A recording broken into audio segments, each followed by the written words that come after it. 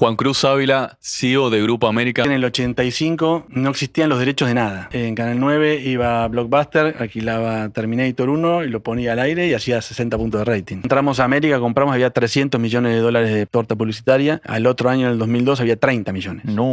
Mi hijo tenía una frase que decía: te acostás rico, te levantás pobre. ¿Qué aprendiste de él en ese entonces? Era vendedor. También era un gran negociador y bueno, y así negoció el fútbol. Siempre me decía: tenés que buscar el prestigio, no la plata. ¿Vos creaste Teis Sports? El negocio del fútbol fue muy grande. El fútbol de primera fue un éxito inmenso. El Mundial 94 jugaba Maradona y ahí fue el doping de Diego. Y la nota me cortaban las piernas, me la da a mí. ¿Cómo es en un canal del tema de la productividad? ¿Cómo ves esta extraña relación que tiene el presidente Milei con el periodismo? Nosotros nunca vivimos un apriete. Vos sí. ¿Cómo es? Ya te va a llegar. Date tiempo.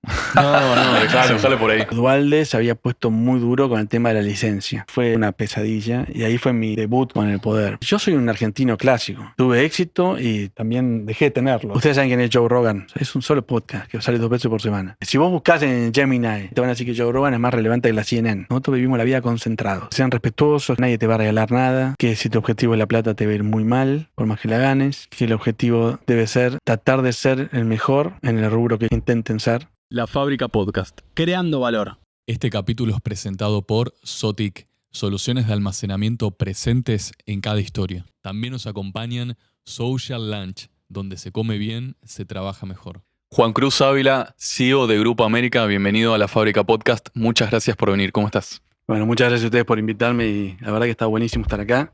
Me gusta mucho el producto que hacen. ¿Nos Así que escuchás?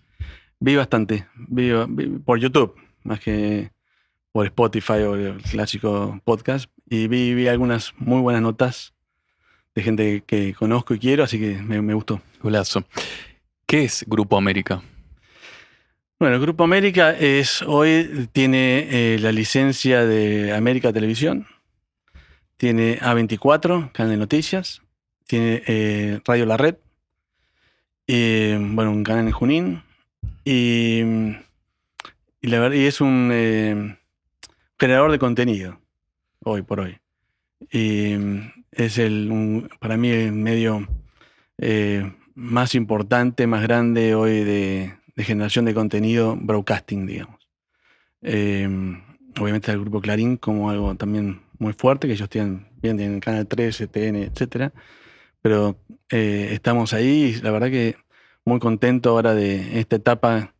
En el 2025 entré en el Grupo América, volví al Grupo América. Gracias a Daniel Vila y a Claudio Velocopit, que me abrieron otra vez las puertas del canal. Y pude entrar, una parte accionaria del canal y además me dieron el cargo y la responsabilidad de ser el CEO hoy del grupo y la verdad que muy contento con... ¿Te criaste en la TV argentina o no?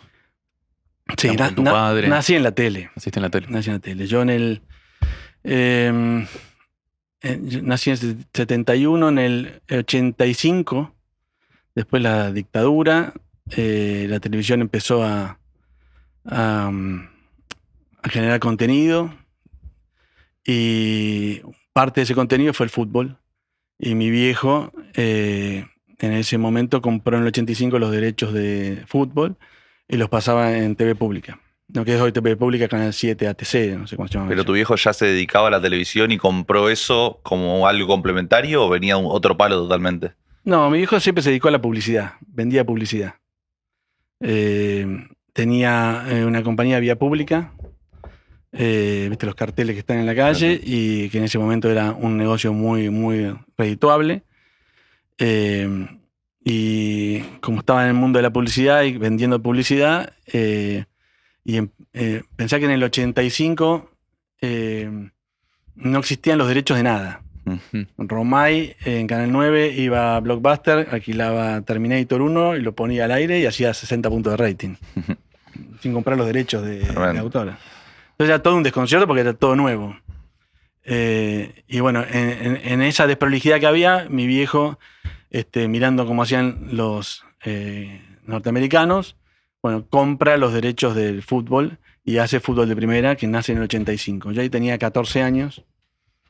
Pero mi mundo en la televisión, digo más o menos, para ponerlo en términos de tiempo, yo en el 85, con 14 años, entré a fútbol de primera los domingos, lo acompañaba a mi viejo, me entreno a un control de televisión y me quedé ahí.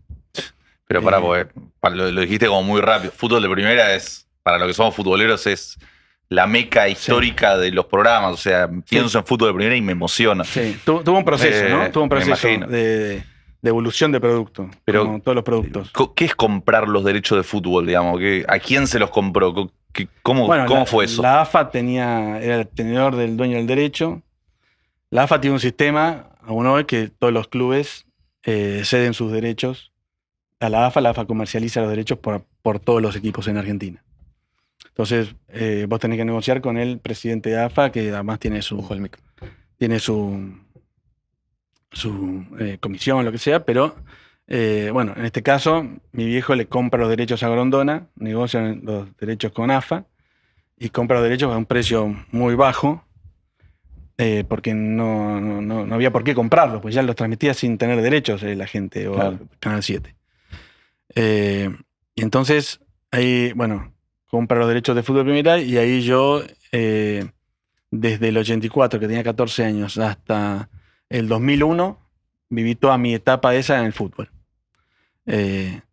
Después, en el 2000 compramos América con mi familia, con mi viejo, y del 2000 al 2007 fui CEO del Grupo América, y después del 2007 al 2017 fundé 2 productoras, Mandarina y Jotax, y al mismo tiempo, como sentí que tenía tiempo, me fui a terminar mi carrera de psicólogo, volví a la facultad, me anoté en la facultad a los 35 años y me recibí a los 39, y después hice una maestría en clínica de adultos en el Hospital de Clínicas, mientras que tenía las productoras, y del 2017 hasta el 2024 me especialicé en canales de noticias. Juan, perá, porque tiraste cosas te estoy tremendas tirando, como si fuera, me fui a comprar una remera. Y ahora en el 2025 volví al Grupo América como accionista y CEO. ¿Me explicás qué es comprar un canal como América en el 2000? En el 2000 dijiste, ¿no? En el 2000. Por favor, hacé un doble clic ahí. Bueno, nosotros teníamos Torneos y Competencias, que era una empresa muy exitosa. Había, entre tantas cosas, tenía Teis Sport y habíamos traído en el 96 Fox Sport a la Argentina. Éramos socios de Fox acá. Y fue una empresa muy exitosa que hizo del negocio del fútbol un negocio enorme. Además, en el proceso del negocio del fútbol fue creciendo la Argentina y el negocio del entretenimiento. Entonces empezó el cable a tener una penetración mayor, el fútbol era como el producto premium para que los cables se empiecen a tener valor. Entonces el negocio del fútbol fue muy grande, fútbol de primera fue un éxito inmenso, tanto en rating como en ingresos publicitarios. Se lo vendimos también a Fox para que lo distribuya en todo el mundo. Fue un negocio enorme. Pero mi viejo llegó el 2000 y dijo, tenemos que comprar lo que vendría a ser, hoy América es una licencia del Estado, es un mass carrier, digamos, ¿no? ¿Un qué? ¿Qué sería? Un carrier, digamos. De masas. Claro, distribuye la señal. Sos el dueño de un canal que distribuye contenido. No éramos nada más que el dueño del contenido. Con Fútbol Primera éramos dueño del contenido, pero corríamos sobre Canal 13. Exacto. Entonces mi viejo dice, esto se nos agota, compremos un canal. Y además tenía él como un fetiche, una gana de ser dueño de un canal de televisión, que le pasa a muchos hoy en la Argentina. Y lo veo en el streaming, que si quieren después podemos comentar sobre mucho. esa cosa de las ganas que todo el mundo tiene de tener un canal de televisión. Todo el mundo de nuestra industria, ¿no? Estamos hablando de nuestra industria. Y entonces, bueno, compra América. Pero ¿cómo es el dueño esa era compra? Ornequian. El dueño era Sí. Eduardo Ornequian. Y había también había una puja por quién Eduardo dijo, lo quiero vender, porque me parece que iba a invertir en lo que hoy tiene, que es Corporación América, que tiene que ver con los aeropuertos y es otro negocio. Entonces quería salirse de este negocio. Ornequian había creado, además de América, el Cablevisión, ¿no? Y se lo termina vendiendo a los mismos socios que habían comprado Torneos. Entonces, en esa venta que vienen unos accionistas norteamericanos a comprar Cablevisión, también compran Torneos, y en ese combo Eduardo dice, bueno, me quiero desprender de América, del 80%. Entonces mi viejo le compra el 80%. Y hace una erogación de guita descomunal. ¿Podés decir cuánto? Pero ¿se puede saber cómo fue esa negociación con Nernequian? ¿Vos estuviste presente? No. ¿O qué te contó tu viejo de eso? ¿Cómo fue? En esa época era director general de torneos y competencias.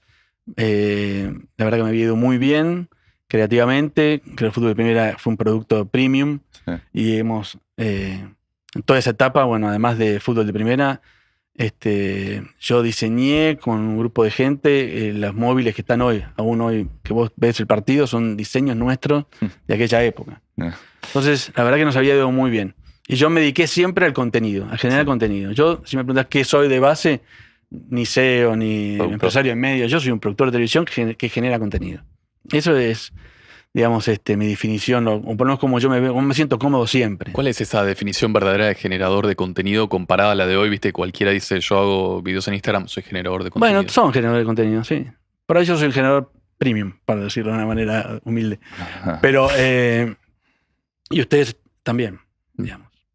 ¿Pero cómo fue entonces esa negociación con Esa negociación Nernequian? fue media trágica, te voy a decir la verdad. ¿Por qué?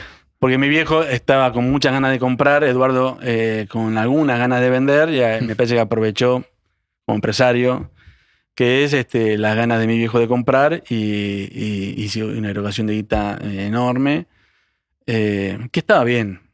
Yo ahí me voy de torneos y me voy como CEO de América, y armo un equipo, contrato un programador, bueno, todo un equipo. Yo era muy joven, tenía 30 años también.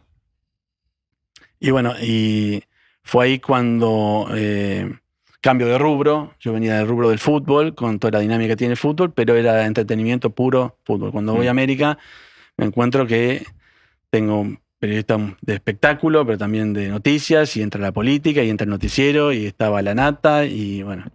Quilombo. Y otra liga. Otra liga, bueno, que tenía que volver a empezar a aprender, ¿no? Pero bueno, ahí lamentablemente los malos gobiernos 2001. hacen que el empresario en Argentina sufra. Mi hijo tenía una frase que decía que te acostás rico, te levantás pobre en este país.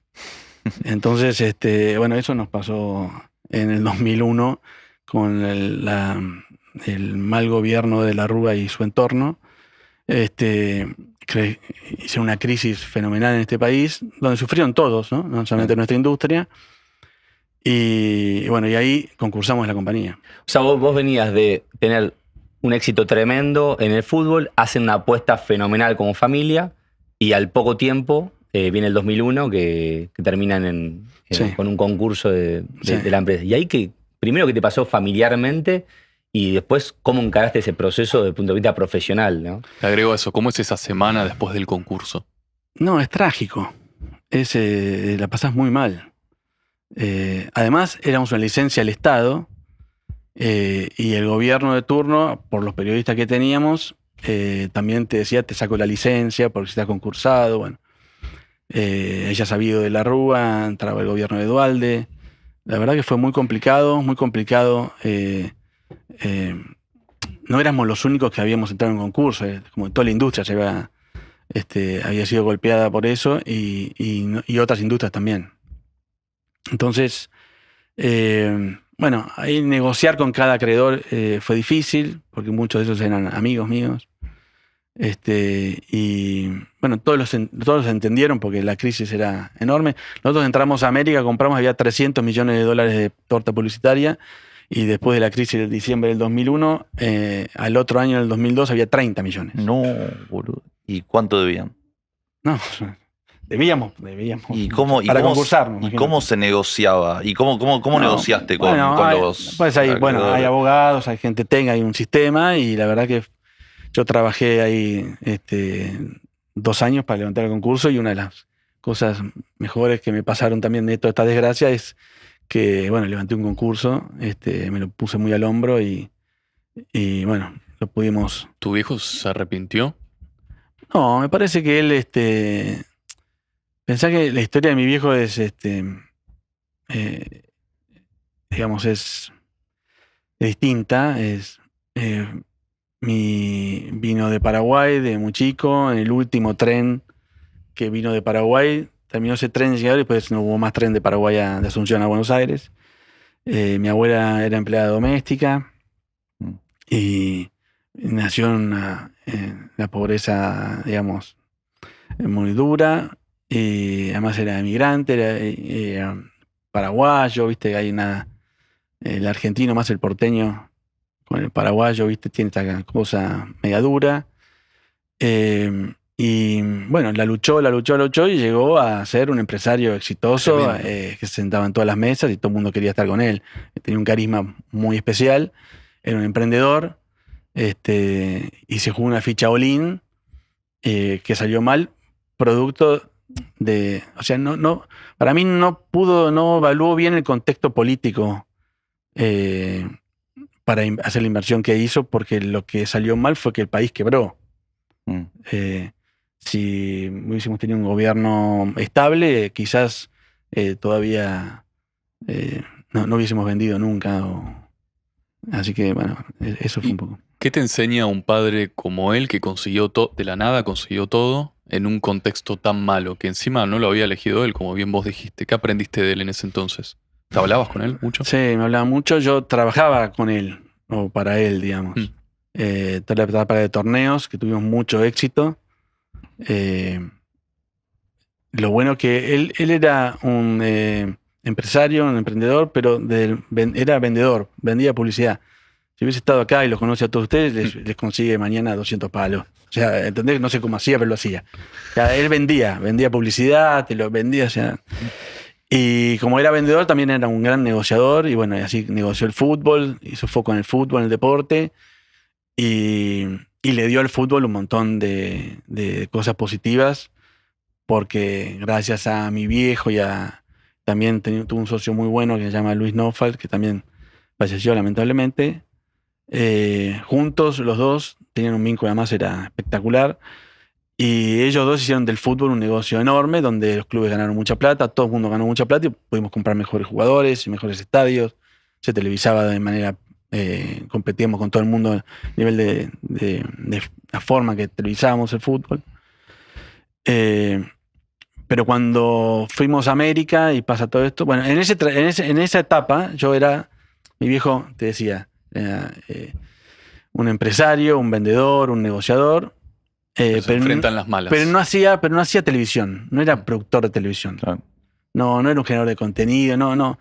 Desde el lado creativo del que hacemos nosotros. Entonces yo agarré ese espacio y me aferré a ese espacio porque ahí él no venía. Y entonces yo ahí pude volar, crecer, tuve un montón de gente también que fueron maestros míos durante toda esa etapa, pero él nunca, en el buen sentido, no compitió conmigo, ni yo no competí con él, digamos, en ese rubro.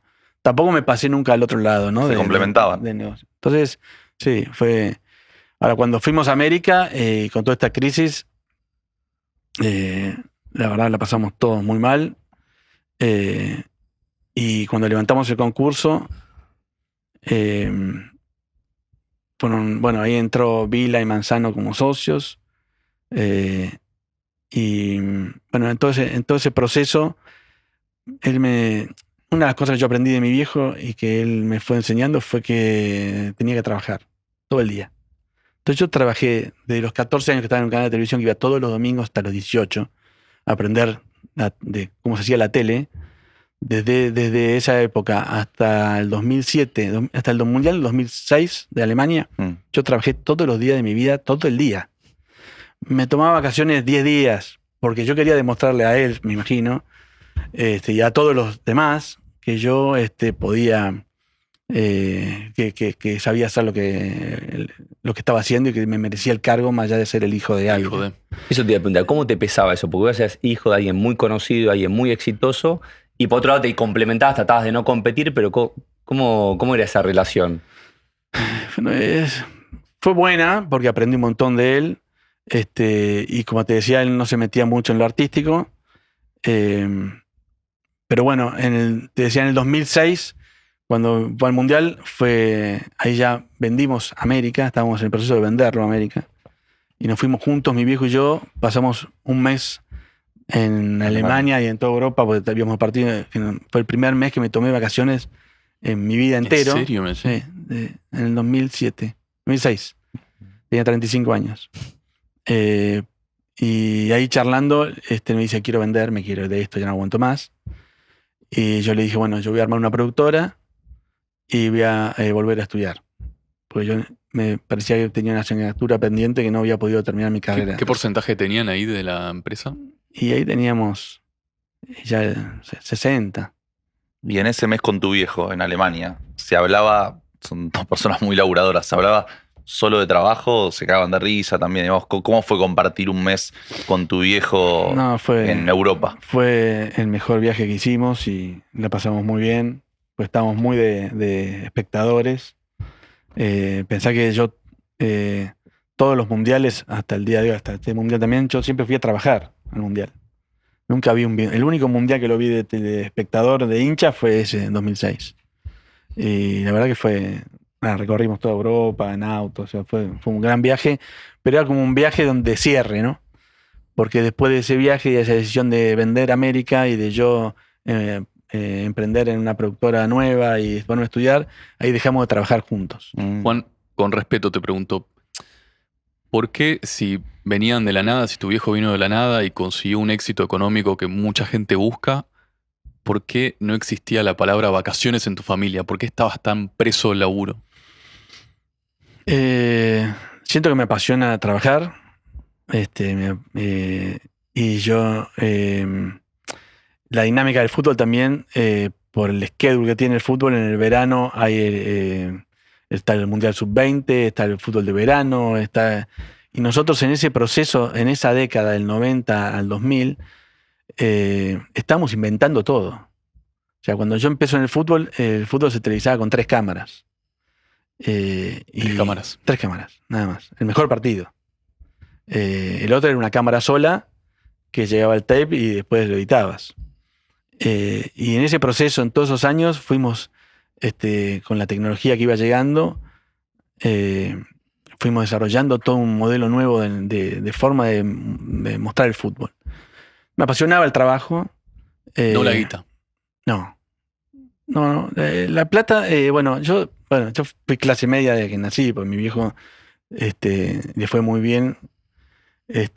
Y él siempre me decía, tenés que buscar el prestigio, no la plata, porque la plata en Argentina en particular la tiene mucha gente no prestigiosa, ¿no? Y creo que lo estamos viendo más en este momento. Pero bueno, entonces en la búsqueda del prestigio para mí era como mi norte, y yo era siempre muy joven, siempre fui el más joven del grupo, porque yo en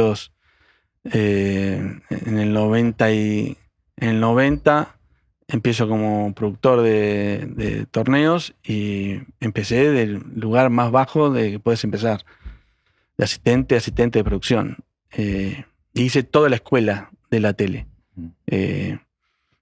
Yo de 85 al 89 que estuve en TV Pública, ahí conocí un grupo de gente que después trabajaron conmigo hasta el 2000, donde ellos, por suerte, me enseñaron la televisión. Yo sé dirigir, sé hacer un balance de la cámara, sé hacer una consola de audio, puedo dirigir hoy un móvil de 16 cámaras, o sea, todo eso lo aprendí.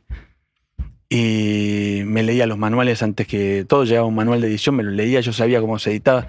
Todo ese esfuerzo lo hice para ganarme un lugar y ganarme... Sin ser hijo de... Claro. Igual me costó un huevo, porque no fue fácil. Yo era muy joven y ser líder siendo joven, frente a gente... hablamos de Araujo, que creo que se lo encontraron a Marce. Él era el relator estrella, fútbol de primera era grande, y él me enseñó una clase de liderazgo sin querer. ¿Qué es ser un buen líder? Él me pasó en Araujo, yo quería manejar fútbol de primera. Yo tenía responsabilidad, ya tenía el cargo de director general de torneos. Entonces tenía 23 años.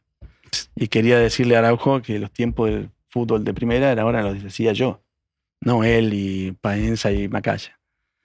Entonces voy y le hago un speech. Digo, mira, Marce, pasa esto, yo soy... 23 años tenía. Entonces el tipo me miraba, ganaba fortuna, Marcelo, por relatar. Pibe. Claro, ¿no? Me escuchó media hora y me dijo, a vos te gusta el cine, ¿no? Pues yo estudié en la FUC, en Dantín, y hice un curso muy bueno de video con Hermida, y bueno, ¿Y qué te dijo Marce? Marce me dice, a vos, pibe, viste, muy de decir esas cosas, ¿te gusta el cine? Digo, sí, bueno, viste, ahora va Scorsese, hace una película con De Niro, era Casino, del 95. Digo, sí, ¿vos crees que Scorsese le dice a De Niro, mira, yo voy los guiones, los voy a hacer así? No, bueno, se levantó y se fue. Y fue como una enseñanza, viste, de decir, ¿Qué te quedó de eso? Nada, que el poder lo tenés que ejercer, el liderazgo lo tenés que ejercer, y tenés que, y para ejercerlo, tenés que demostrar que sabés más que todos los demás. Claro. Y que en esa búsqueda de querer saber más que todos los demás, yo hice todo lo que creía que tenía que hacer. En esa búsqueda innovaron mucho, para arrancaron con Fútbol Primera, mostrando, no sé, mejores jugadas o el partido, y después ya empezaron a hacer programas opinando de fútbol o más informales, estilo, no sé, me acuerdo de Mar de Fondo. ¿Cómo hacías esa innovación? O sea, porque vos hoy en día, uno ve en el streamer, es como, hago un video, mido, va bien, bueno, voy por acá. Pero ustedes no tenían eso, había que invertir, había que hacer un programa. ¿Cómo hacías ese proceso de innovación y de jugártela y entender qué es lo que gusta y lo que no gusta? Bueno, el torneo fue creciendo, además de Fútbol Primera. Después nosotros, empezó la década de 90, Telefe, a ser el canal líder, tenía mucho éxito. Y nosotros vendimos la Copa Libertadores, empezamos a trabajar en Telefe y ahí yo hice el equipo de Primera, si se acuerdan. Sí, me recuerdo. Con Niembro. Y bueno, ahí lo que tenías que era la exclusividad en los 90 era la televisión de aire. Claro. Estaba empezando la televisión de cable, 94, 95, pero era lo exclusivo, o sea, vos tenías un contenido para poner, era solo en aire, tenías que tocar el timbre, tener un buen producto y que te pongan al aire. Si te ponía al aire y te iba bien, ganabas mucho rating y ganabas plata. Era solamente ahí, no había otro. Sé que es difícil para la generación nueva. Para el público entender. más joven, ¿qué es la diferencia entre aire y cable? Obviamente. Bueno, aire son los 5 canales de aire que llegan a tu casa de forma gratuita. O sea, si apagás Flow hoy o DirecTV o Telecentro, vos podés ver América o Canal 13. El cable, que es el cable operador, Cablevisión Multicanal, que ahora se llama Flow, Claro. DirecTV y Telecentro, hoy empezaron a poner canales de cable, donde entran los canales de noticias, los canales de deporte, los canales de cine, HBO, etc. Entonces ahí se abrió como un lugar más para que los creadores de contenido podamos desarrollar nuevos productos, que ahí hicimos Teis Sport. ¿Vos creaste Teis Sports? Nosotros creamos Teis Sport, sí. Y pasa que ahí, yo también, bueno, era 94, tenía 23 años y yo diseñé la primera programación de Teis Sport, pero ahí con el grupo Clarín decidieron que yo no era muy joven para liderar ese producto. Entonces me quedé en Fútbol de Primera y torneos, y quien era mi jefe en ese momento, José D'Amato, pasó a ser el programador de Teis Sport. ¿Y qué fue lo más loco que te pasó, que te haya llamado la atención del éxito que fue Fútbol de Primera? ¿Algún recuerdo que tengas? Mirá hasta dónde llegó esto, qué locura. Fútbol de Primera nos dio la posibilidad de ser los que manejábamos artísticamente el fútbol. Entonces teníamos los derechos de los mundiales, de los Juegos Olímpicos, y así como una anécdota muy impactante para mí fue, nosotros en el Mundial 94, ¿vos naciste? 97. Sabes ni qué te hablo. El Mundial 94, jugaba Maradona el Mundial, y Ruggeri era el capitán del equipo, en un equipo canija, todo redondo. ¿Se acuerdan, no? Sí, candidato. Yo tenía un año, pero candidato a ganar la Copa del Mundo. Bueno, era en Estados Unidos. Y Se acuerda, ya tenía 30. Y bueno, nosotros ahí, como yo, del 90 al 94, yo manejaba lo que eran móviles vivos de torneos, y el Fútbol Primero lo manejaba José. El Mundial, los móviles, era responsabilidad mía. Entonces, le pagamos a los jugadores de la selección una guita para tenerlos en exclusiva, No, y a Maradona una guita igual para tenerlo en exclusivo a él, no. ¿no? Para hacer notas. Y ese equipo lo lideré yo. Tenía un camarógrafo que se llamaba Gustavo Rodero, paense, y yo estábamos todo el día con ellos. Como les habíamos pagado, teníamos buena onda, yo me llevaba muy bien con los jugadores, con todo, estaba todo el día ahí adentro y grabábamos para para Canal 13 en ese momento. Qué locura. ¿Sí? Y ahí fue el doping de Diego. Sí. Y la nota me cortaron las piernas, me la da a mí. No, tremendo. Y Tremendo. esa nota la hace Adrián Paenza con Gustavo como cámara. Y cuando hacemos la nota, la mandamos al móvil. Diego me dice quédate a ver el partido conmigo. Y me quedé viendo en la habitación, Sergio Hendler, Diego y yo, el partido que era contra Bulgaria, creo. El próximo partido, No, sí, el partido. Él me da la nota. del de Nigeria. No, después de Grecia. Después de Después de Grecia. Después de Se Grecia, mete el gol. el día que jugamos con Bulgaria. Sí.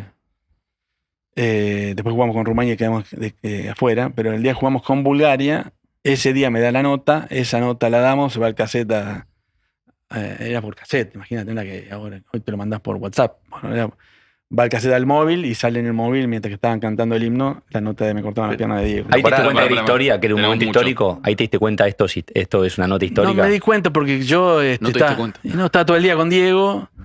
En ese mundial no había celular, si no tendría imágenes insólitas.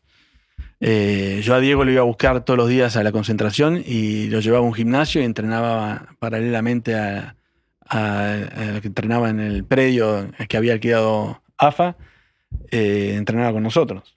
Claro. Y como en Estados Unidos no lo conocía nadie, podía estar en un gimnasio al lado de una señora corriendo y Diego al lado, delante del mundial. Entonces yo estaba todo el día con él. Y cuando pasa lo del doping, él podría haberme dicho no hago nada, me voy a Buenos Aires y el contrato ya está, terminó, pero me cumplió todo. Diego era un genio total. Y ahí me da la nota esta y después vi que tenía una repercusión worldwide y ahí dije, bueno, hicimos algo que va a quedar en la historia. Eso, ¿me explicás qué significa tener una nota histórica? Porque hoy hacemos una nota histórica y lo vemos en los números de YouTube, entendemos, quizá lo monetizamos directamente, no sé. ¿Qué significaba en esa época? ¿O qué significó? Fue un logro de producción, por más que hayamos pagado de todo, porque generamos un vínculo con Diego, entonces conseguí la nota, digamos, con el equipo, ¿no? Con Adrián y con Gustavo. Y eso a mí también me puso en un lugar, me parece, De prestigio. de prestigio, de que lo podía hacer, de que era bueno en mi trabajo, digamos. Yo tenía responsabilidad de conseguir las notas con Diego y lo habíamos logrado. Eso fue un momento. Después de ese mundial, yo volví. Bueno, después. Pero para te hago una Diego- consulta de ese mundial. Comentaste que el día siguiente el partido al doping, vos viste el partido con Diego. Sí. ¿Cómo fue? O sea, ¿viste el partido siguiente al que le habían cortado las piernas al Diego? ¿Y cómo fue ver ese partido con Maradona? No, fue un ¿Qué velorio. Era Hendler, que era amigo de Diego, que era periodista de Clarín. Diego y yo vimos el primer tiempo y en el entretiempo nos fuimos a la cancha, porque yo tenía que trabajar. Claro. Además. No, fue ¿Pero qué decía el Diego? nada, mudo estaba, llorando, muerto. Fue tremendo. Y encima perdimos el partido, un desastre. Pero después, Diego, ahí también se podría haber vuelto a Buenos Aires. Yo le rompía los huevos, le dije, no, tenés que dar la cara, Diego, vamos, sigamos. Y lo conseguí, fue el comentarista del partido contra Rumania. Vino a la cancha. Entonces logré que Diego venga a la cancha y comentó con Araujo, Macaya y Diego. Comentó ese partido. Pero cerrando tema Diego, digamos, ¿qué significó para vos Maradona en la Argentina con sus aciertos, sus virtudes, sus defectos? Digamos, ¿quién fue Maradona vos que lo conociste tanto? No, Diego era un genio. Era muy carismático y más allá de lo que fue y lo que todo el mundo puede ver, te digo, a lo que me pasó a mí con él, él me cumplió siempre en todo. Hicimos muchas cosas juntos y la verdad que me cumplió y esto para mí me cumplió la mitad o menos y la verdad que es un tipo con famoso, tengo el código del argentino conmigo fue muy generoso, muy generoso.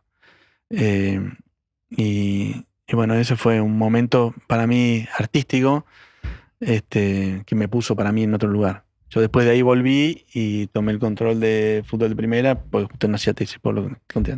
¿Te hizo feliz lo que pasó? O sea, que viste que vos buscabas el prestigio. Bueno, de alguna manera lo habías conseguido. ¿Fuiste feliz?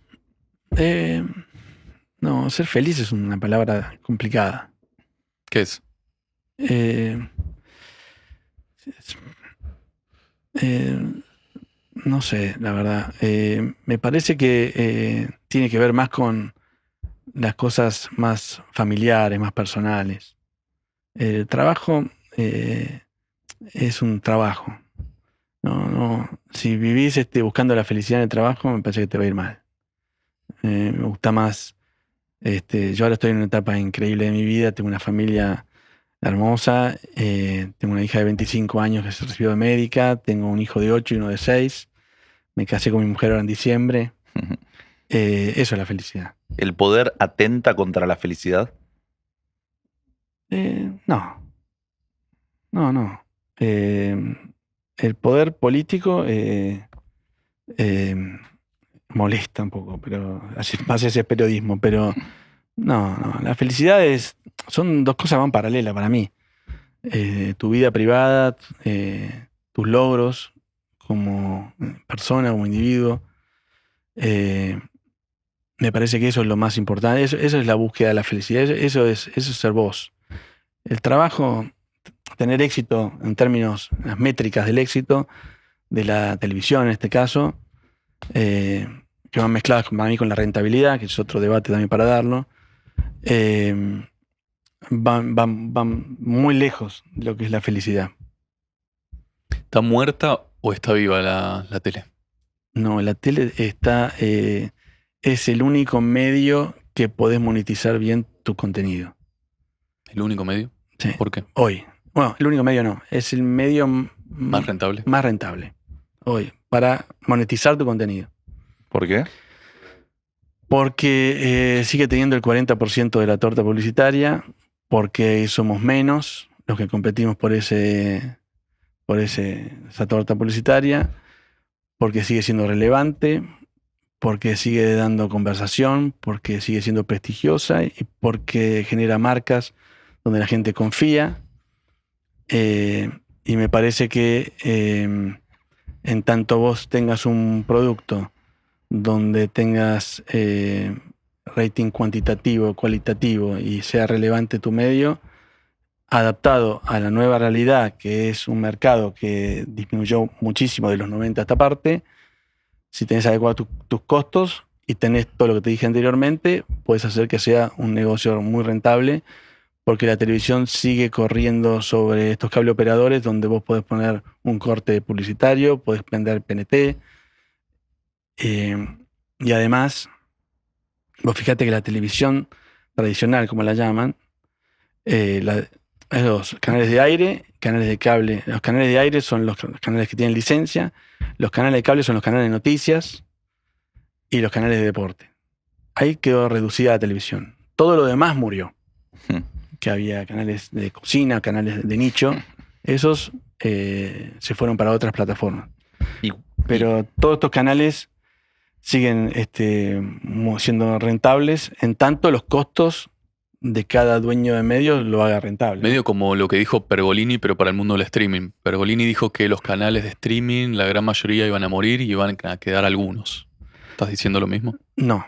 Tengo muchas diferencias con las cosas que dice Pergolini en general. Pero dice tantas cosas que después se les dice que la verdad no sé qué es la verdad Pero no, yo digo, por ejemplo, yo llegué ahora al Grupo América en el 25, pero el Grupo América había hecho una reestructuración enorme en el 24, Daniel y todo el directorio, muy buena, donde a partir de esa reestructuración y cuando yo entro en el 25 con en contenido que tuvo éxito en términos cuanti y cualitativo de rating, y con los costos que Daniel había reducido, había hecho un esfuerzo enorme para reducir la planta, hacerla más productiva, hace hoy que nuestro medio, el Grupo América, sea un grupo rentable.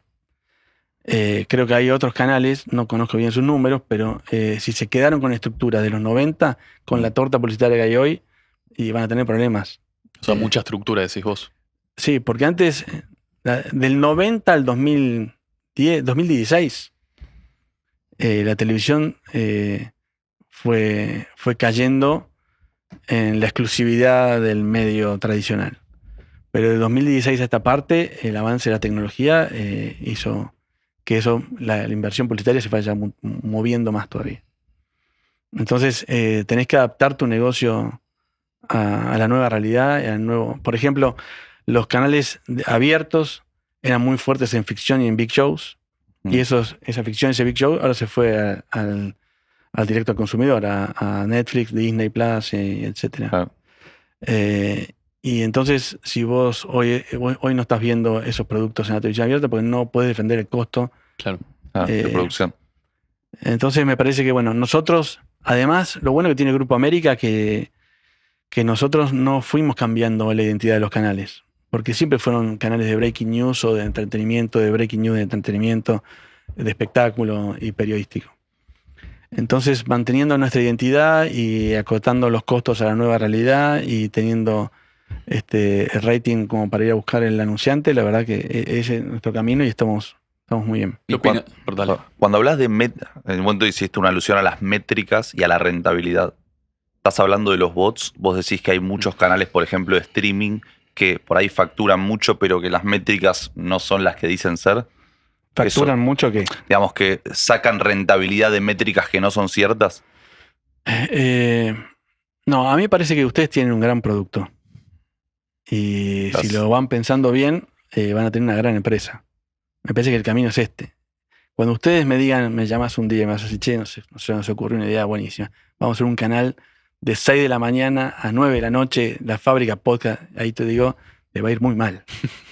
Porque vas a entrar en costos y vas a emparejar el contenido, vas a nivelar para abajo. Me parece que el streaming lo que te da la posibilidad es que no te demandan grandes sets, no te demandan una producción y una continuidad en la programación de todo el día. Entonces yo lo veo que los chicos están, como te decía al principio, todo el mundo quiere tener un canal de televisión, ellos lo tienen, o el iluso, por decirlo. Y me parece que no sé si hay producto para poder sostener ese costo en canales que simulan los lineales en un mundo que corre nada más por YouTube, donde no puedes poner tanda publicitaria, no puedes poner un video porque te sancionan, 3 strikes te sacan del aire. Bueno, ustedes deben estar manejando Venimos todo el tiempo. vírgenes de strikes. Como los canales sí se pueden adaptar a ese mundo digital, pues ustedes pueden tener un canal, no sé, en YouTube o lo que sea, ustedes pueden adaptarse a ese. Por eso, viste, dicen la televisión es para gente grande, etcétera. Acá hay varias cosas. Una, nuestro público es más 40, el que corre por el cable operador hoy, Flow, DirecTV, etcétera. Y ahí estamos en vivo, y ese es nuestro público en vivo. Pero después nosotros, y cada día tenemos un equipo más grande de clipping, donde cortamos toda nuestra programación y la ponemos en los nuevos más carrier que son TikTok, YouTube, Instagram. Y si ven nuestras métricas ahí, son más grandes que comparado con los genuinos generados de redes. Entonces nuestro público más 40 nos ve en vivo por el cable operador tradicional y nuestro público de 20, 40, nosotros vamos a buscarlos por los medios nuevos. Entonces me parece que ahí tenemos nosotros una ventaja. Ahora, ¿ustedes están en TikTok? Sí, no nos va muy bien todavía. Subimos Reels a TikTok. ¿Cómo lo comercializas eso? ¿Cuánta plata te entra por TikTok? No tenemos ingresos genuinos por TikTok. Es muy difícil. Vos decís, tengo métricas, me vieron tantos millones. ¿Y cuánto ganaste por eso? ¿Cómo lo monetizaste eso? ¿Qué quieres decir con esto? Que todavía estamos en desarrollo de buscar cómo hacemos para monetizar el éxito del impacto que tenemos de la relevancia del producto. ¿Entendés? En la televisión es mucho más lineal. Yo tengo un CPR, me vio tanta gente, contra eso vale el segundo tanta plata, yo se lo vendo el corte de Feynman dura 8 minutos. Pero no es que como eran los puntos de rating se miden con algunos decodificadores, no todos. Por eso te decía, me parece que YouTube es más lineal en ese CTR o las redes en sí, o me estoy equivocando ahí. No, acá tenés, yo creo que... O sea, nosotros sabemos que nos miran, ponerle 20 millones de personas por mes, total. Sí. Acá tenés una cosa. La televisión tradicional es una generadora de contenido. O sea, nosotros generamos contenido con América, con A24. Lo que está en competencia son los cable operadores. Porque YouTube es un cable operador. Ah, claro. No compite contra América o contra Telefe. Mm. Compite contra Flow. Entonces, vos me decís, mi hijo, viste la frase clásica, mi hijo no ve cable, No ve ve Flow. solamente YouTube. ¿Pero qué está viendo en YouTube? ¿Entendés? Por ahí ve a 24. Entonces, hoy los people meters de Ibope no están nada más colocados en el cable, en la distribución del cable operador. Y yo creo que a eso es lo que Ibope va a tener que abrir, por lo menos en principio sumar a YouTube como dentro de la métrica. La otra cosa es que queda segmentado. Por donde corre Cablevisión, Flow, que corren por ambas. En YouTube, yo me fui a Qatar a hacer el Mundial de Qatar y yo estaba en La Nación Más y veía La Nación Más Claro. de Qatar por YouTube. Sí, Juan, ¿cómo se te ocurrió Animales Sueltos? Animales sueltos. Bueno, Fue un exitazo. en mi época de que termino con el grupo América y primero hice de Mandarina, fui socio de Mariano Chea de Andy Kuznetsov, la vendí, creé mi productora, se llama Jotax, y dentro de Jotax hice el programa con Ale, lo voy a buscar a Ale Elefantino. Fantino como artista y inventamos Animales Sueltos, que era como un upgrade de lo que había hecho él en su momento en Teis Sport. Vos lo conocías de mar de fondo, pero no, esto Sí. era meterlo en política, nada que ver. No, pero no empezó como política. Empezamos con entretenimiento, con Coco Silly, con... es verdad, era medio un quilombo el programa.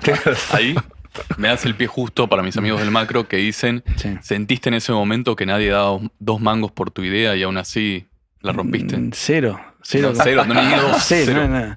no, eso fue otro gesto generoso de Daniel Vila para conmigo, que le toco el timbre y le digo, mira, Daniel, estoy armando una productora, se llama J, conseguí a Ale Fantino, él siempre le gustó a Ale como artista, y me dijo, bueno, dale, te paso con el gerente. Fui a ver al gerente en su momento de América, y me dijo, tengo un horario para vos, 12:15 de la noche. Dije, Gracias, papá. Dije, bueno, 12:15 de la noche arranquemos. Digo, vale, no hay otra cosa. Vamos a pelearla. Y ahí la empezamos a pelear. ¿Pero por qué te dio ese horario si vos ya eras un fenómeno? Venía de fútbol primero. O sea, Porque- tenías un historial terrible. ¿Por qué no te No dio un apuntaban horario 2 mejor? mangos por esa idea. No, porque yo soy un argentino clásico. Tuve éxito y también dejé de tenerlo, digamos. Claro. Y me tuve que reconstruir. En esa reconstrucción nunca pensé, yo vuelvo al canal donde yo fui dueño, pero ahora como un productor ejecutivo de las 12:15 de la noche. Me la recontrabanqué. Dije, yo soy un generador de contenido, vamos a hacer un buen contenido. Teníamos claro qué queríamos hacer, teníamos 30 y pico de años los dos, y fui. Pero fue impactante eso de volver al canal donde habían sido todos mis empleados y ahora yo llegaba y me senté en el control Te pasó la Steve Jobs. y me pasó. Bueno, la de Steve Jobs no me pasó. Ganó un- Parecida. Sí. Bueno, ahora que volví, ponele. Claro, eso, que sos accionista. Pero vaya, entonces Sí. que fue un boom. Arrancaste 12:15 de la noche con Animales Sí. y fue un éxito de digamos, rápidamente creció muchísimo. Sí, nos fue bien. No había redes. Empezó Twitter, que no sé. Y en YouTube, que era otra cosa. Nos fue bien, pero en la evolución del producto, yo le dije a Ale, no podemos seguir hablando sobre cosas que íbamos inventando todos los días, pues ya se nos había quedado sin... Es un poco lo que... Claro. el texto que tiene hoy el uso, más que nada, ¿no? Claro. Esa era... y bueno, ¿qué hacemos? Digo, bueno, hagamos entrevistas. Vamos a hinchar la bola, jodamos con humoristas y todo lo otro, pero hay un momento... Yo siempre confío en Ale. Ale tiene un talento Que es muy bueno. Tremendo. enorme y entrevistando es Crack. excelente. Entonces le dije, escúchame, vamos a hacer entrevistas. Entonces tengamos joda que yo y un momento de la entrevista. Y después la entrevista empezó a ser más fuerte que el momento de joda y era más fácil de producir y más interesante para nosotros. También evolucionamos. Con nuestra edad nos iban interesando otras cosas. Claro. Entonces, y el impacto del programa era enorme, entonces empezaron a caer políticos, empresarios, artistas, actores, y todos querían venir de esa silla, y el programa fue mutando, pero después nos quedamos sin agenda también. Ya, ¿viste? Ya habíamos entrevistado quién a más Darín, entrevista, claro? a León Gieco y a Pará, Charlie pará, García. pará. La Claro. típica Fantino, pero ahí te puedo parar un segundo. Dijiste políticos. Sí. Nosotros, por ejemplo, nunca vivimos lo que es un apriete. Vos sí. ¿Cómo es? Ya te va a llegar. ¿Qué se hace? Date tiempo. No, dejale por ahí. No, ¿Pero que sí. se lo decías? Se lo deseo profundamente. No, un apriete de un político no se lo desea a nadie. Es muy. No. ¿Qué rol tiene el poder en la televisión? Poder político. Sí. Bueno, cuando haces canales de breaking news de noticias, tenés un vínculo con la política permanente, pero principalmente porque los necesitas de fuente. Entonces, el vínculo que tenés que tener con la política es la distancia justa. Hay que tener una distancia justa. O sea, tenés que tener acceso a ellos porque tenés que confirmar la fuente, porque para poder hacer éxito con un canal de noticias, broadcasting, tenés que tener buena información, chequeada, tenés que tener artistas de calidad de opinión y eso va a hacer que tu producto sea relevante. Claro. Y rigurosidad periodística. ¿Se puede saber? Entonces, ahí tenés que tener un vínculo con el poder ejecutivo, más que nada, de una distancia justa como para tenerlos de fuente, pero tampoco que te invadan como para que crean que pueden controlar tu medio. Perdón, un punto y coma, pero ahí los políticos han dicho que el poder son ustedes, que la quinta pata del poder son ustedes. ¿Es así? No, nosotros hacemos periodismo.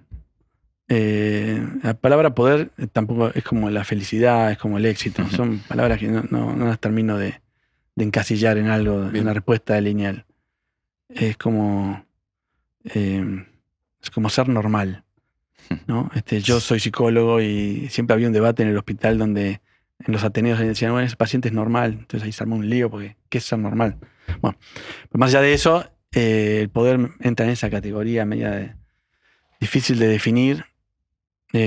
Nosotros hacemos periodismo y tenemos que ir bajo las reglas del periodismo a tratar de a llevar información a la gente a su casa con la rigurosidad periodística de un medio tradicional, de una marca que tenga prestigio, que sea respetada y que tenga credibilidad, más hoy con la fake news y con el avance de IA y todas estas cosas que estamos viendo. Entonces los lugares como los nuestros tienen esa responsabilidad y ese objetivo de informar y a partir de ahí entretener dentro de lo que es el entretenimiento y la información para hacer un producto atractivo y tener rating y sea rentable, digamos. Juan, ¿se puede saber, sin dar nombres, por supuesto, yendo un poco a lo que preguntaba Valen, cómo es un apriete político? O sea, quiero saber cómo es, que viene alguien y te dice, ¿cómo es ese apriete? ¿Qué te hace un político? ¿Cómo te aprieta? No, te voy a contar algo. Lo más duro que nos pasó fue en el momento del 2001-2002. Post de la Rúa, el gobierno de Duhalde se había puesto muy duro con el tema de la licencia. Te saco la licencia, no te saco la licencia, el periodista que decidían. Ese momento fue, te digo, una pesadilla y ahí fue mi debut con el poder. Pero tengo otra anécdota para contarles que tiene que ver con el 2001. El 19 de diciembre yo mando móviles al director de noticias nuestro, manda móviles a la Plaza de Mayo y en esa época no había muchos canales de noticias, creo que estaba solamente TN y Crónica. Y ahí sí, el gobierno quería que nosotros saquemos los móviles de la Plaza de Mayo del 19 de diciembre.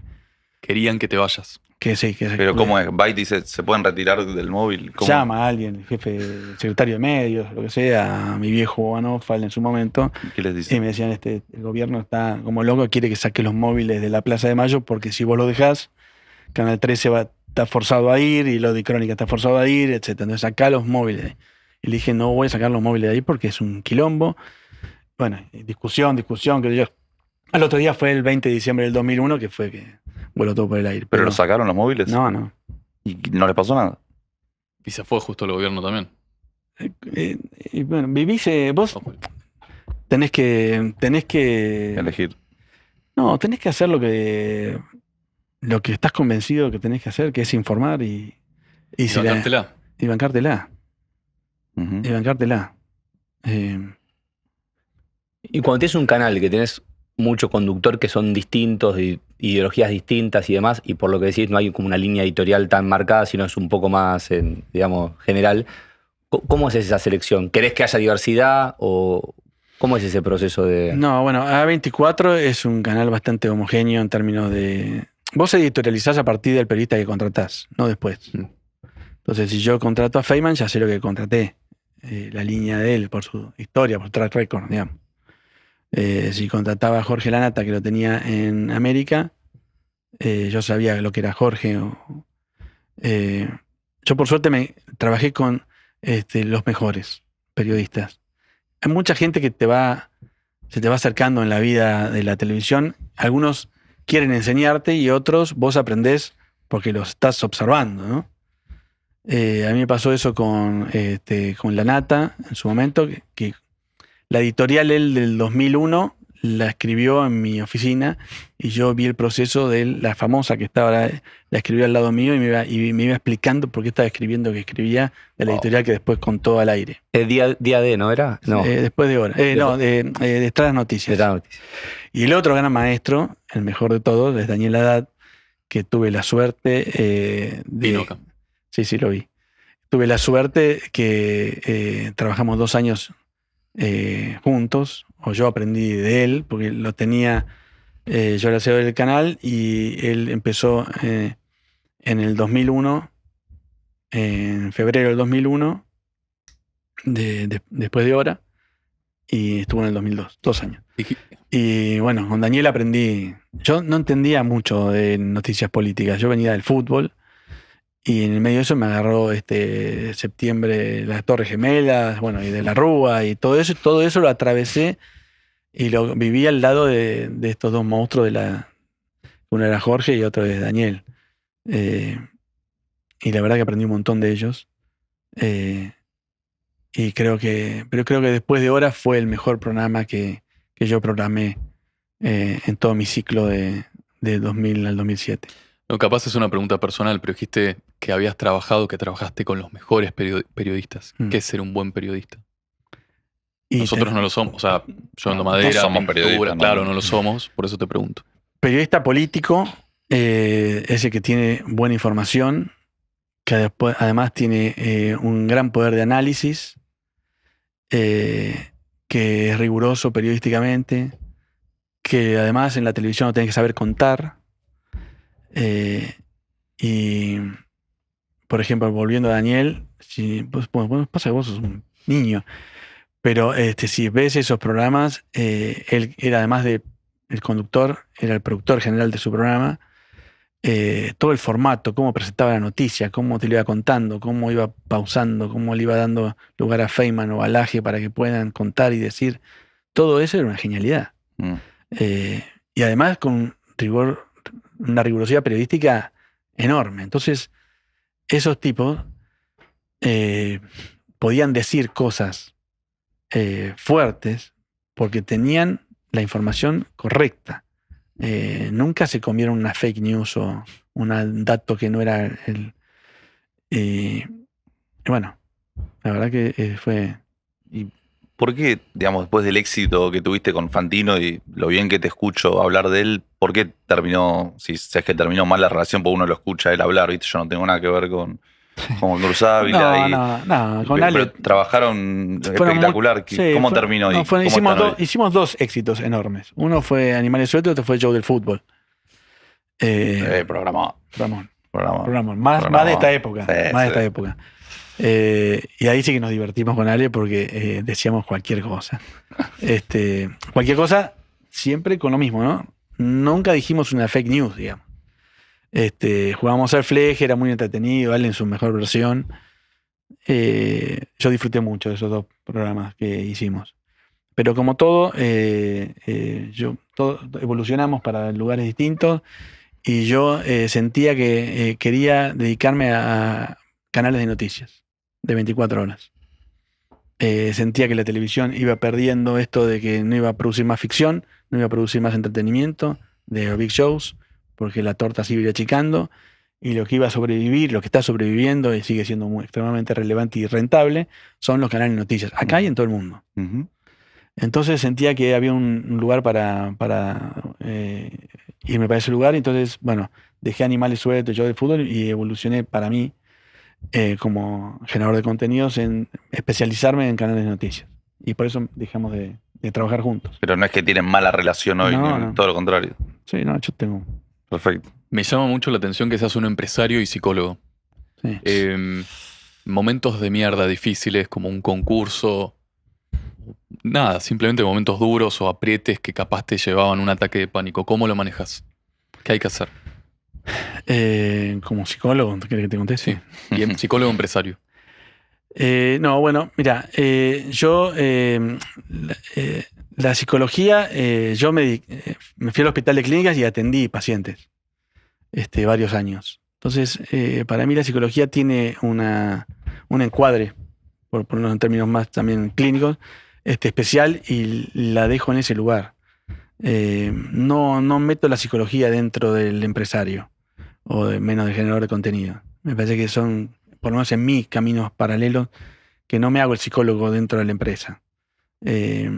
Para mí el paciente y la clínica y la técnica psicoanalítica, que es lo que yo me especialicé o estudié, tiene un lugar en mí distinto. No mezclo las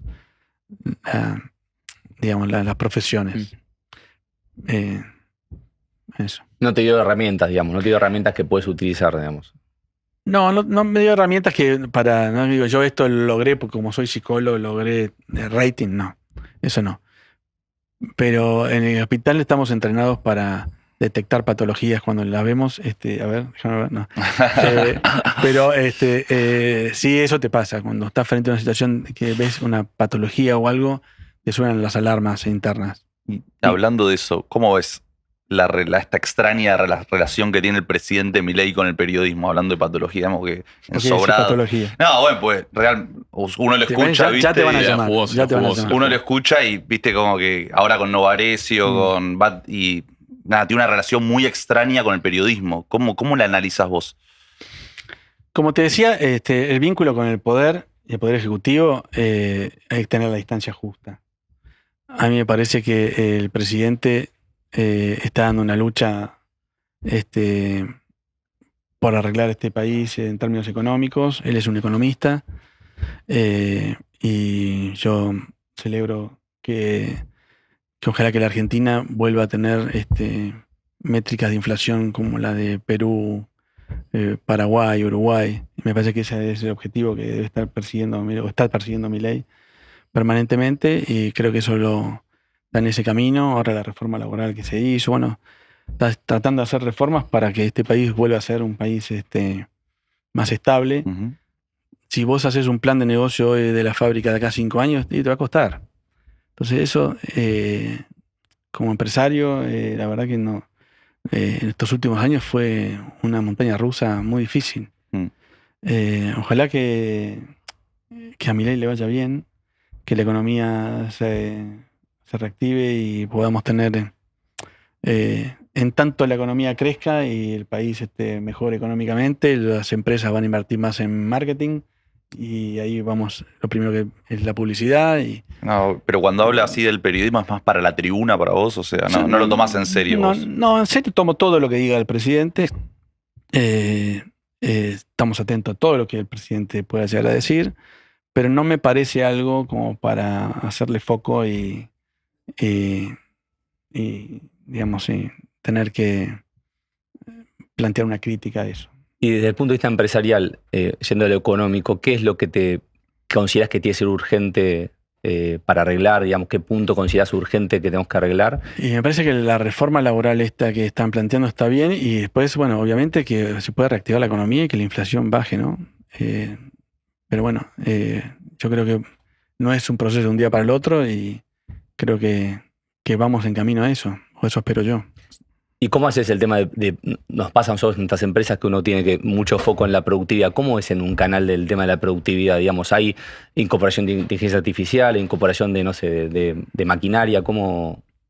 Bueno, yo creo que si dividís en décadas, del 16 a esta parte, las tecnologías hicieron un cambio enorme. es todo muy joven. Vos pensá que Netflix explota en la pandemia, en el 2020. Disney empezó hace poco menos de 3-4 años, Disney Plus. O sea, los D2C, las OTT, el streaming grande, el negocio empezó ahora. Yo creo que la inteligencia artificial nos va a llevar a un lugar impensado. Creo que vamos a tener, los que generemos contenido, una oportunidad enorme. Las herramientas que nos está dando técnicamente son una locura. En video, en imágenes, es todo fascinante. Lo único que hay que hacer es ponerse a estudiar. Que estudiar y estar atento y tratar de estar informado todo el tiempo con lo que está pasando con la IA, porque el que más aprende y más está informado va a tener mucho éxito y va a poder hacer mejores contenidos. Creo y espero que haya también más YouTube, que la IA pueda, ya le digo, inventen algo para poder tener un lugar más donde poder generar contenido y no termine siendo un monopolio del... Pero, ¿por qué decís que puede haber éxito ahí si hoy ya una IA puede hacer un podcast igual que este? ¿Puede hacer? Sí. De hecho, hasta me parece que Infobae tiene noticias hechas con IA, ¿viste? Sí. Podcast también. Eso sí, pero que se te siente la gente que se sentó acá. No. Lo que puedes hacer es poner un chroma acá y hacer un set distinto, o puedes tener mejores cámaras. Igual nada, olvídate, nos va a llevar a lugares que no sabemos ni de dónde nos va a llevar. Claro. Si lo escuchás a Elon Musk, dice que en 5 años va a haber, la IA va a ser más inteligente que el ser humano. Va a venir un vértigo enorme. Lo único que hay que hacer es estudiar. ¿Por dónde te nutrís? ¿Por dónde estudias vos? Y bueno, buscando información, analizando mucha info, hay que tener lugares correctos, contratar gente que se dedique a eso, a hacer un research de lo que está pasando. Estamos nosotros desarrollando todo un equipo de clipping en el Grupo América mucho más grande del que teníamos. Pero me parece que si conocer las herramientas, no sé si están viendo, todos los días hay una herramienta nueva. Cloud es una cosa de locos. Claro, lo que hace Gemini o todo lo que hace Google. Me parece que vamos a tener oportunidades para, como generador de contenido, usarlo como una herramienta más. Juan, perdón que vuelvo un poquito más a la coyuntura y a temas que tengo que aprovechar que te tenemos acá para consultarte porque son cosas de una vez en la vida. Cuando Flavio Azaro, por ejemplo, habla de ESPN, de las operaciones, de que habla mal de Riquelme, de que Disney, la relación de todo. ¿Es cierto eso, digamos? ¿Existen tales operaciones que ESPN se pone en contra de Riquelme en Boca porque está en contra de lo que maneja? ¿Por qué lo dice? ¿Por qué lo dice Azaro? No sé. Si hay operaciones, lejos de eso. Boca pierde, Viñolo critica y ya un streamer sale a decir que hicimos una operación. Eso es como un clásico, ya es parte del manual. Al principio era llamativo y después te vas acostumbrando. Ahora River está jugando mal, lamentablemente. Yo soy de River. Y los periodistas empiezan a decir, bueno, hay un mediocampo malo, Tigre te mete 4 goles, qué sé yo. Y yo también en redes me empezaron a hatear de que yo, no sé, ahora, no sé, me había dado vuelta, qué sé yo. Entonces, ya no le doy mucha relevancia yo a eso. Ya forma parte de un ecosistema donde, como seguimos liderando como generador de contenido premium, todo lo que es periférico, sin ser peyorativo, pero necesita también gritar para tener audiencia. Igual yo creo que Flavio Azaro tiene un buen producto. Lo va mejorando todos los días. Me parece que está bueno lo que hace. Criticar nosotros no está bueno, pero cuando trata de ser objetivo periodísticamente, me parece que está bien. Juan, ¿cuáles son los indicadores de que vos, como hombre de medios, de que estamos haciendo las cosas bien? Por ejemplo, en nuestro canal. ¿La fábrica? ¿Qué tengo que ver? ¿O cómo me fijo si estoy haciendo algo mal? No, ustedes están creando una empresa. No solamente haciendo un podcast, por lo que vi. Está el podcast de campo, el de fútbol. El ladrillo. Me parece que está bueno. Me parece que tienen un nicho. En Argentina, que es un país muy extraño, primero tenemos muy buenos generadores de contenido. Los canales de noticias, vuelvo siempre a lo mío, pero los canales de noticias tenemos un nivel, no solamente A24, también TN o C5, tienen una calidad de alto nivel comparada a CNN o Fox News o BBC News. Entonces el argentino tiene buen gusto para producir. Una de las cosas que pasaron acá, bueno, las modas, viste, se instalan. Y me parece que Olga y Luso, bueno, los hermanos Chela son muy creativos, son hijos de la tele como yo. Además que son divinos, son muy creativos, tienen un gran producto. Para mí ellos valen más que Olga, ellos dos. Mirá. Olga es una circunstancia en su vida. Me parece que ellos son mucho más que Olga porque son los generadores de contenido. Hoy crearon Olga, mañana van a crear otra cosa. Me parece que, pero Olga, Luso se instalaron, son canales de tantas horas. Entonces salen Bondi, bueno, y otros productos, al mismo Azaro. Y me parece que eso es por donde no hay que ir. Me parece que ustedes es el camino correcto de lo que hay que hacer en streaming, para mí.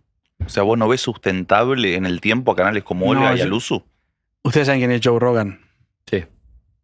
Bueno. Contá. No, hace un podcast hiper conocido que hace entrevistas y que es tremendamente que hizo la nota a Trump. A Elon Musk. Que el hijo se lo recomendó y dicen que Trump ganó por el podcast ese. Si vos buscás en Gemini o en esto y le preguntás quién es más relevante, te van a decir que Joe Rogan es más relevante que la CNN. Y no tiene un canal Joe Rogan de 6 de la mañana. Es un solo podcast que sale 2 veces por semana. Para mí el camino del entretenimiento, de la generación de contenido en streaming, tiene que cuidar sus costos. Tiene que cuidar sus costos, tiene que hacerlo rentable y no tiene la necesidad de la demanda del televidente, ni del cable operador, ni del licenciatario, de que vos tengas que hacer un canal de 18 horas de aire. Voy a delirar, pero a propósito. Dijiste que los streaming, que los podcasts tienen la suerte de tener una baja estructura. Pero si vos le inyectaras $1 millón un streaming, ¿sería en vano? ¿Sirve de algo? ¿O no es el lugar donde hay que inyectar plata? ¿Un streaming o un podcast? Un streaming, vamos a un streaming. Ustedes son un streaming también.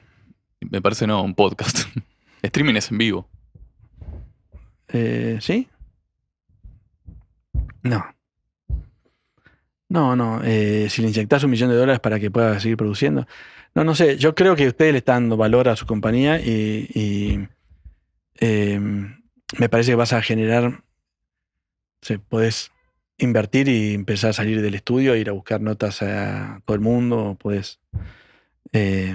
Capaz ahí perdés lo genuino, ¿no? También. Cuando uno quiere abarcar todo, también se equivoca. Bueno, es lo que te digo. ¿Viste la escenografía de Joe Rogan, lo que es? Le termina haciendo una nota a Matt Damon y a Ben Affleck, lanzan la película de Netflix y tienen que ir a hablar con Joe Rogan. Me parece que ahí hay un camino muy atractivo. No estoy de acuerdo con... Por ahí estoy equivocado y mañana Olga lo vende en 50 palos verdes y lo felicito. La torta publicitaria en Argentina, si la Argentina no crece, la torta publicitaria crece menos. Porque lo primero que ajusta un anunciante es el marketing. Entonces, solamente vas a tener éxito si vos ajustás tus costos a la oferta que hay en el mercado de demanda publicitaria. ¿Está bien que el gobierno haya ajustado la pauta publicitaria? Sí, me parece bien. Sí. ¿Es más sano? Bueno, es una característica del relato de esta batalla cultural que propuso Milei y me parece que fue coherente con eso, ¿no? Y forma parte de las características de él y me parece que si trata de ir a déficit cero y uno de los costos que vieron llamativos era la pauta publicitaria, me parece que está bien que lo haya ajustado. ¿Qué más querés de tu vida, Juan? Tipo, sos joven igual todavía, pero ¿qué más querés? Tipo, ¿a dónde querés llegar?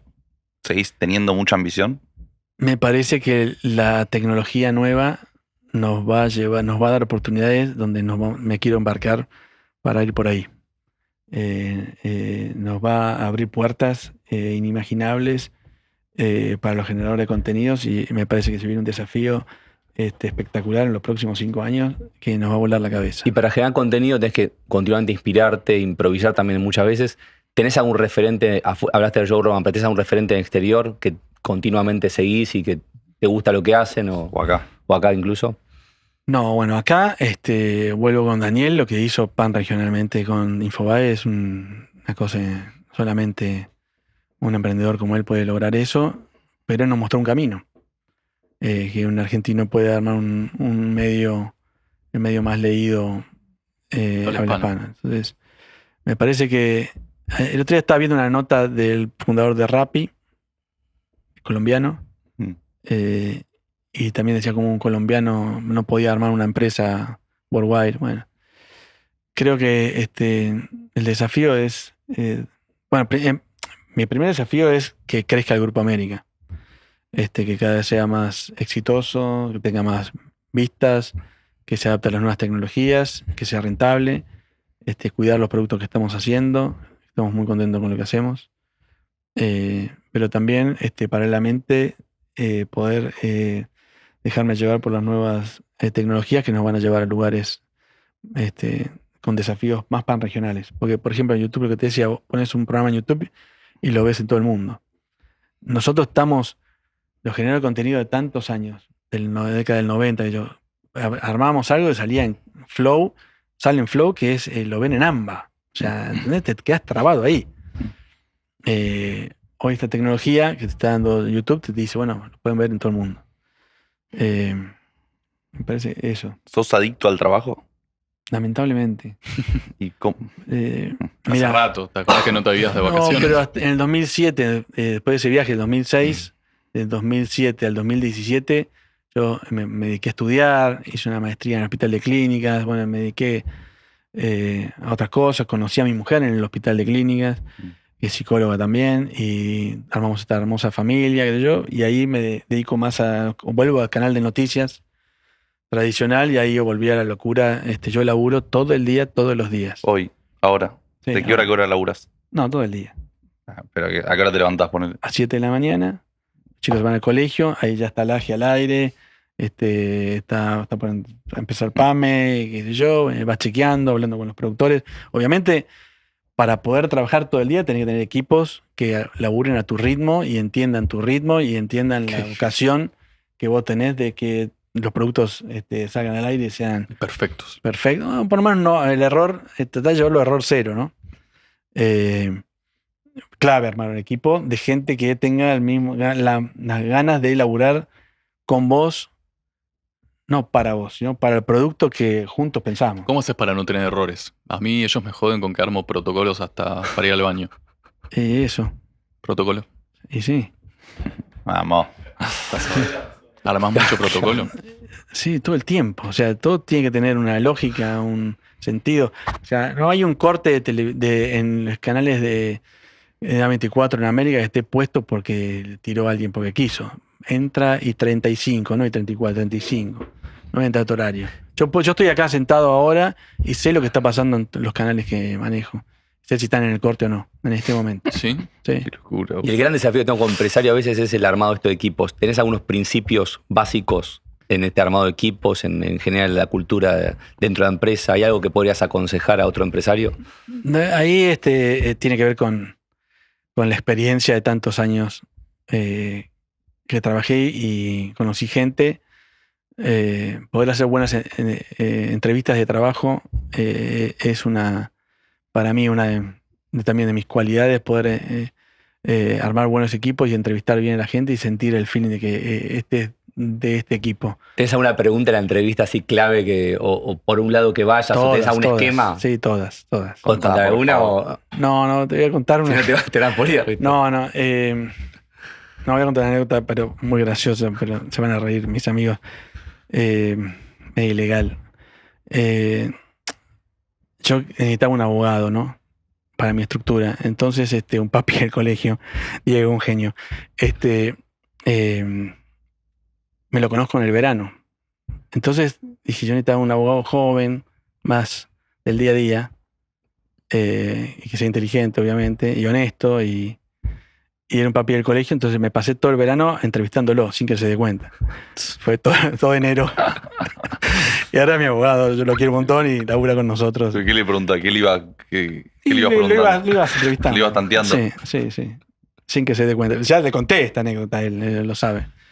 Pero bueno, y después los equipos de trabajo de la televisión tienen que disfrutar de tener el celular prendido todo el tiempo, porque todo el tiempo te puede pasar algo. Me pasó... 100%. Bueno, hay miles de anécdotas, pero bueno. Ibas a contar una, No, me pasó con el atentado de Cristina, que justo con mi mujer, que no ve muchas series, habíamos enganchado una serie y dijo, se enganchó viendo la serie, lo puse en el vibrador del teléfono y estábamos viendo en un jueves 11 de la noche. Y me suena, digo, ¿qué rompe? Bueno, ¿quién me puede llamar? Hasta que lo agarré pero bueno, son esas cosas, no puedes nunca...